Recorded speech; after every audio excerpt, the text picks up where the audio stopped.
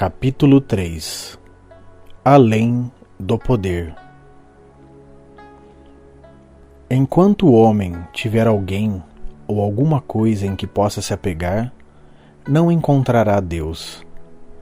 Qualquer coisa que o homem conheça ou possa vir a conhecer por meio de sua mentalidade humana, seja coisa ou pensamento, isso não é Deus. Ninguém pode ir ao encontro de Deus enquanto tiver onde se apoiar, tiver o que segurar ou algo em que se possa pensar. E apesar de parecer estarrecedor e incrível, é verdade. Muitos de nós conheceram uma boa parcela das coisas boas da vida e um pouco das coisas ruins. E embora possamos não nos alegrar com as coisas ruins, teremos indubitavelmente de admitir que não encontramos qualquer felicidade permanente nas coisas boas. A maioria de nós deve já ter suspeitado que há algo além disso tudo. Mas o quê? E o que é esse algo? Seria Deus? Se for, o que é que os homens chamam de Deus? Será Deus uma vaga esperança? Um sonho sem sentido? Ou será Deus de fato tangível? É possível conhecer Deus? A busca de Deus não é fácil para ninguém. E quando chega sua revelação, é algo tão diferente do esperado que, se a pessoa for honesta, terá de confessar que está além da sua compreensão. Só depois de ter tido confirmação daquilo que descobriu por si mesma nas palavras faladas e escritas, que apresentam-no em milhares de modos diferentes, e depois de viver com isso por anos e anos, definitivamente o registra. As religiões cresceram porque, em um tempo muito remoto, o homem encontrava constantemente problemas de um ou outro tipo a atormentar sua humana experiência. Se fosse pescador, achava que a pesca não estava correndo bem em determinada estação. Se fosse caçador, encontrava períodos de caça escassa. E se fosse lavrador, alguns anos apresentavam chuvas demais e outros de menos. Poderia, eventualmente, ter inimigos a atravessar a cerca e molestá-lo. E nessas horas, quase sempre, os fortes sobrepujavam os fracos, saqueando os vizinhos menos poderosos e às vezes reduzindo-os à escravidão. Mesmo que não os capturassem para uma completa escravidão física, os mantinham escravizados mentalmente, na maior ignorância possível para poder explorá-los mais facilmente. E na eventualidade de os fracos se fortalecerem, o quadro muitas vezes se invertia. Os registros históricos indicam que os poderosos sempre ganharam dos fracos. As balas sobrepujaram os que tinham arcos e flechas. Os canhões triunfaram sobre as balas e, por fim, as bombas ganharam dos canhões. Sempre se usou um poder para sobrepujar o outro. Como último refúgio, o homem se voltou para Deus, esperando que fosse mais poderoso que as armas que possuía. O Velho Testamento está cheio de relatos de pessoas e nações que pediam a Deus que destruísse seus inimigos. Não há, porém, relatos de que tais inimigos fossem mais malvados do que eles, e por isso merecedores de destruição, mas apenas que precisavam das terras e dos escravos dos inimigos, ou de algo que estes possuíssem. O único tema das orações a Deus era que ele varresse os inimigos e lhes franqueasse assim a pilhagem de suas propriedades. Este é o significado de Deus, ainda hoje para muitas pessoas, algo para ser usado. Só que hoje, em vez de estarem preocupadas apenas com os inimigos humanos, as pessoas atribuem a Deus também a responsabilidade de livrá-las de suas doenças e pecados. Por vezes, o homem procura um poder maior com o qual possa sobrepujar as forças que o perturbam e aborrecem. Hoje o mundo presencia a descoberta de forças tremendas, maiores do que eram esperadas ou atribuídas a Deus. uma vez que as forças materiais descobertas lhe permitem varrer os inimigos quase instantaneamente, desde que o outro não o faça antes. Descobriram até mesmo os poderes mentais, mas nenhuma força ainda foi descoberta, quer no mundo material, no mental ou espiritual, que possa destruir ou superar o pecado, a doença ou a pobreza do mundo. O mundo moderno, mecanicista, está buscando apenas o que buscava nos tempos anteriores a Abraão, Isaque e Jacó. Ainda ora a Deus pelas mesmas coisas que os nossos antepassados pagãos. O homem ainda não aprendeu a grande lição de que, para superar toda e qualquer dificuldade, não pode usar qualquer tipo de força, e se em tantos milênios o mundo não percebeu a loucura de procurar poderes com os quais aniquilar o erro, talvez seja mais sábio deixá-lo seguir seu caminho vacilante, enquanto nós trilhamos um caminho superior, um caminho infinito, mostrando que não há poderes a superar, pois a vida deve ser vivida não pelo meu querer, não pelo meu poder, mas pelo meu espírito. Quando o grande adivinho da General Electric, Charles P. Steinmetz, disse 40 anos atrás que a próxima grande descoberta do mundo seria o poder espiritual, foi de fato profético. Deve, contudo, ser entendido que o poder espiritual ao qual ele se referiu não é um poder no sentido que se dá comumente ao termo. Poder espiritual é a ausência do poder. Não é um poder no sentido que o mundo possa conceber como tal, pois não é nada físico nem mental. Não é um poder que possa ser manipulado pelo homem, e é por isso que termos como verdade usável soam arcaicos. A verdade não pode ser usada, Deus não pode ser usado. Imaginem um homem usando Deus. Só a ideia já é chocante por si só. Quando o poder espiritual for finalmente compreendido, revelar-se-á como um não-poder. E o que significa tal afirmação? Não-poder significa um estado de consciência no qual não há duas forças combatendo uma a outra. Não há duas forças, uma para ser usada na destruição da outra. Em outras palavras, não há poder espiritual que possa ser usado por quem quer que seja para destruir seus inimigos. Não há poder espiritual que possa ser usado no lugar da força nuclear em que o mundo hoje confia tanto.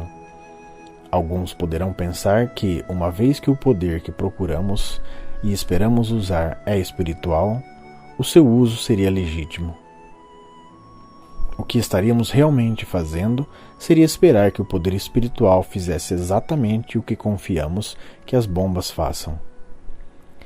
Deixe-me desiludi-los da crença de que seja possível encontrar alguma força desconhecida que faça aquilo que as forças já conhecidas não puderam fazer. Não estamos atrás de uma força espiritual para destruir ou superar o que for. Ao contrário, queremos superar a crença de que exista o bem ou o mal, em todos os efeitos ou todas as formas. Quando fui levado a meditar sobre essa ideia de força, eu percebi que a causa de toda perturbação e de todo conflito da vida reside na crença profundamente arraigada na existência de dois poderes, o que tem resultado em atitudes como a sobrevivência do mais apto, autopreservação como lei fundamental da vida, e no uso da força na guerra e em quase todas as atividades humanas. Ao longo dos tempos, um poder sempre foi usado para superar, destruir ou substituir outro poder. E a despeito de tais usos do poder, os mesmos males sobre a terra, desde o começo dos tempos, ainda assolam o mundo. O passar do tempo não eliminou ou destruiu de modo algum o poder do mal. Estava ruminando tais ponderações quando veio à minha mente uma pergunta: estará o homem procurando por essa força maior para fazer com ela o mesmo que com as outras? É possível que haja uma força espiritual que venha a destruir e suplantar a força da matéria? E, se isso for descoberto, poderá advir algum mal do seu uso? até que o mundo tenha de descobrir outra força que supere a do espírito? Qual o limite? Onde isso vai parar? Sabemos que, onde quer que tenha sido usado qualquer tipo de poder, sempre houve a possibilidade de ser usado tanto para o bem como para o mal. Como pode ser? Perguntei na minha meditação. Será possível que, numa ordem divina, o poder de Deus possa ser usado para o bem como para o mal? Assim que a pergunta lampejou, recebi a resposta. Não, se você descobrir o que é o poder de Deus, compreenderá que não há opostos nem oposição. Tal poder não pode ser usado nem para o bem e nem para o mal. Só pode permanecer como poder criativo, de manutenção e sustento do bem, um poder que não pode ser usado. O poder de Deus não pode ser usado, ele pode nos usar, mas não pode ser usado por nós. Esse é o poder que o mundo espera, que mostrará não ser nenhum poder, e que ninguém pode usar, mas que só mesmo Deus pode ativar, expressar e motivar. Ficou muito claro para mim que, enquanto houver a crença em dois poderes, sempre haverá pessoas a usar o poder para o bem e outras para o mal. Mas, visto que a inércia impede a maioria dos membros da família humana assumir uma posição ativa para o bem, geralmente o mal predomina. Quando o poder se apoia a princípio na força material, há forças boas e más atuando.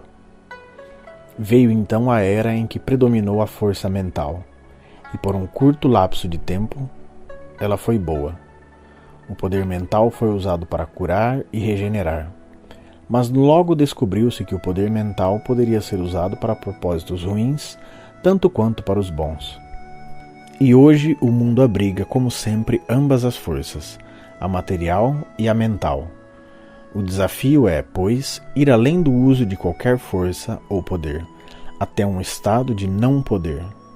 Para cada parcela de força positiva que possa ser posta em ação, quer no reino material, quer no mental, alguém do mundo vai descobrir como usar a força do mal.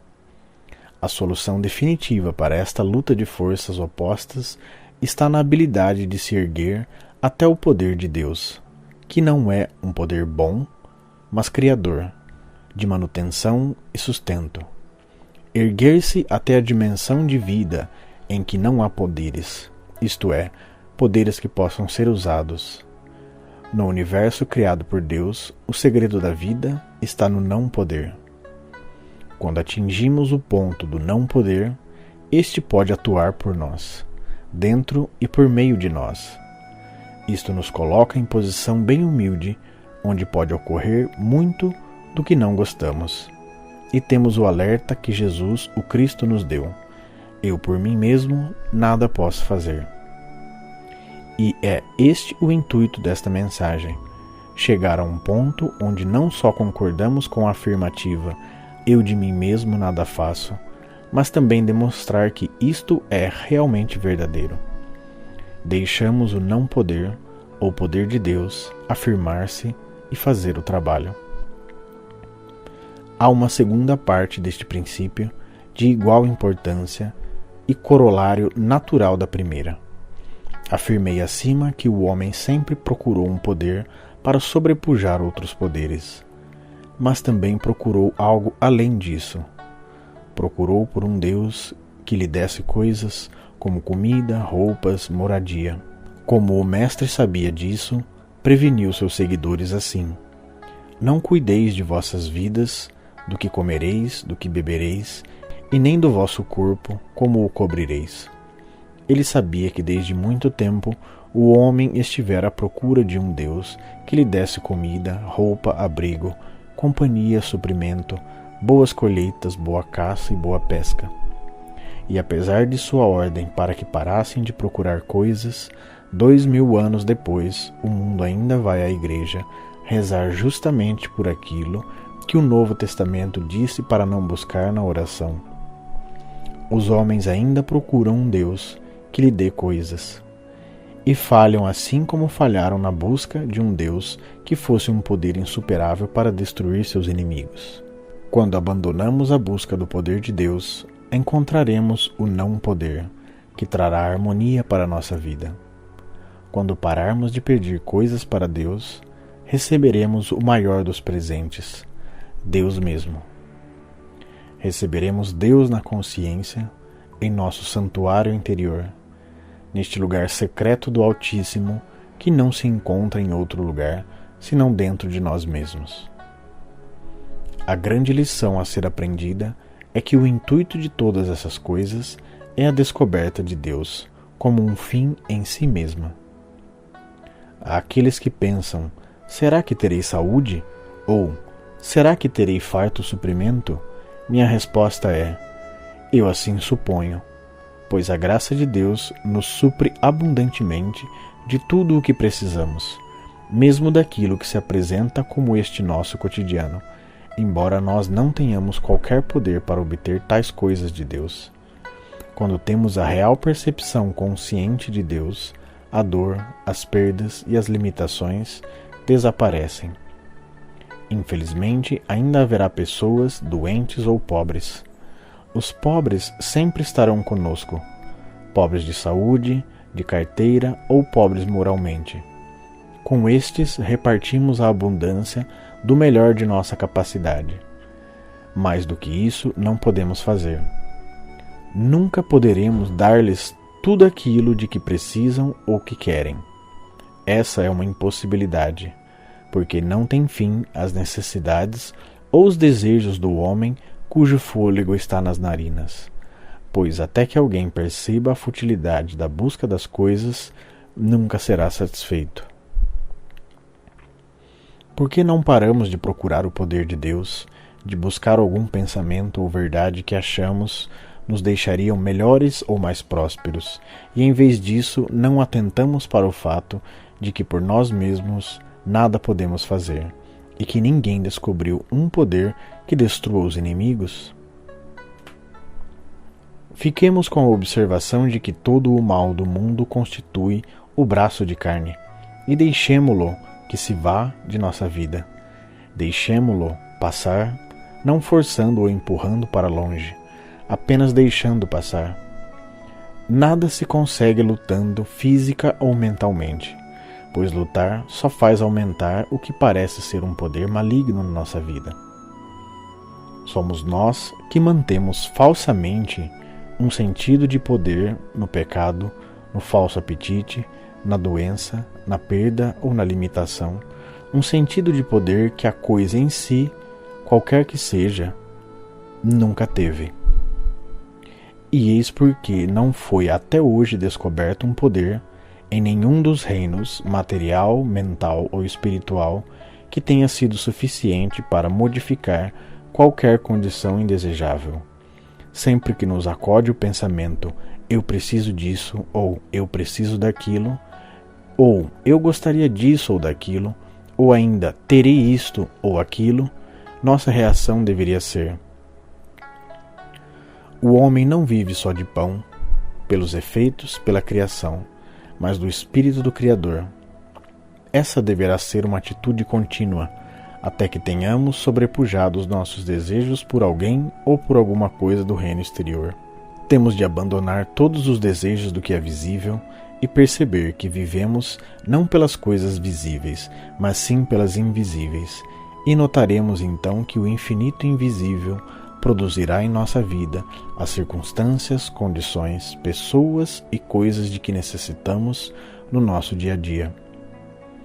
Do mesmo modo, sempre que formos tentados a pensar em algum poder mau, negativo, errôneo, que esteja aparentemente dominando nossa existência, tornando-a infrutífera e que gostaríamos de eliminar, nossa reação sorridente será esta: não preciso de qualquer poder para superar esta discórdia. Há um Deus, mesmo que eu não saiba o que é Deus, e não posso saber o que é Deus, por estar além de toda compreensão humana. Se eu puder pensar em algo que eu acredite ser Deus ou a verdade, perceberei finalmente que não é Ele. e desvanecerá na eternidade, até que descobramos que aquilo que podemos pensar dele não é ele. Poderá alguém acreditar que a ideia de Deus que tem na nossa mente possa ser Deus? Isso seria certamente finitizá-lo. O grande Salomão entendeu por completo que mesmo o magnífico templo que construíra não poderia abrigar Deus. Nem o mundo inteiro poderia, e todavia nós construímos umas casinhas de cachorro em nossa mente, ou um ninho de pombos, e pensamos que Deus esteja ali. Apenas porque mudamos seu nome para mente, vida ou amor. Tentamos ligá-lo a ideias que pensamos poder manter associadas a ele. Que loucura! Se todo o universo humano não é grande o bastante para abarcá-lo, satisfaçamo-nos em saber que Deus é, e que há evidências disso na vida que nos rodeia, na vida que gera vida, na abundância de amor em um mundo que às vezes parece sem amor, na beleza incomensurável do mundo que continuamente destrói a beleza. O que Deus é, nós não sabemos, mas há muitas e muitas maneiras de observarmos e testemunharmos a sua presença, não conhecendo-o, mas vendo seus efeitos. Nós não sabemos como Deus funciona, mas no caminho infinito descobrimos que Deus opera no silêncio, quando o pensamento se cala e quando o sentido humano do eu está tão reduzido que podemos em verdade acreditar que eu de mim mesmo nada posso fazer. E temos então a paciência de esperar que nos seja revelada a glória de Deus. Apenas àqueles que estão prontos a se livrar de seus conceitos de Deus, a parar de sonhar, de pensar, de descrever em completa rendição, poderá Deus revelar a si mesmo. Abre aspas. Deus, eu não sei o que és, ou mesmo como orar corretamente. Deus, eu não sei o que és, ou mesmo como orar corretamente. Não sei como entrar e nem como sair. Não sei para o que orar. Não sei para que orar. Não posso acreditar no Deus aceito pelo mundo, pois tenho observado a improdutividade e a frustração que acompanham uma tal fé cega. Eu posso encontrar o Deus que nenhum homem jamais conheceu, o Deus que é, o único e verdadeiro Deus que criou este universo à sua própria imagem e semelhança, perfeito, harmonioso e completo, o qual sustenta e mantém em sua eterna e infinita perfeição. Nesse Deus posso acreditar. Revela-te, meu Pai, mostra-me a tua vontade. Nunca mais te desonrarei tentando te dizer do que preciso e coagir-te a me fornecer. Nunca esperarei que faças minha vontade ou cumpras minhas ordens, que sejas meu office boy. Eu coloco minha vida, minhas mãos, meu ser e meu corpo à tua disposição. Faz disso o que quiseres, Pai. Toma meus pecados, meus medos e minhas doenças. Toma minha saúde e minha riqueza. Toma tudo isso. Peço apenas um presente. Tu mesmo. Fecha aspas. Podemos chegar a um tal estado de receptividade e a ele responder apenas até à medida que estivermos prontos. E a nossa prontidão só nos virá após termos nos aproximado de todas as diferentes formas sob as quais o mundo nos apresenta Deus. O Deus das religiões, do mundo metafísico, o Deus que achamos poder usar, o Deus que demonstra as coisas. De todas essas modalidades, nós experimentamos, e só depois de ter chegado ao fim das tentativas é que estaremos prontos para a rendição, prontos para não mais buscarmos um grande poder para destruir os inimigos ou para nos recobrir de dádivas. Livremo-nos desses tipos de Deus, detendo-nos nas grandes expressões. Deus é. Sua graça é a minha suficiência, e não a força ou poder. O homem não deverá viver por outros poderes ou outras coisas, mas pela palavra. Tempos atrás, os que sondam a metafísica perderam sua fé no poder material em seus meios.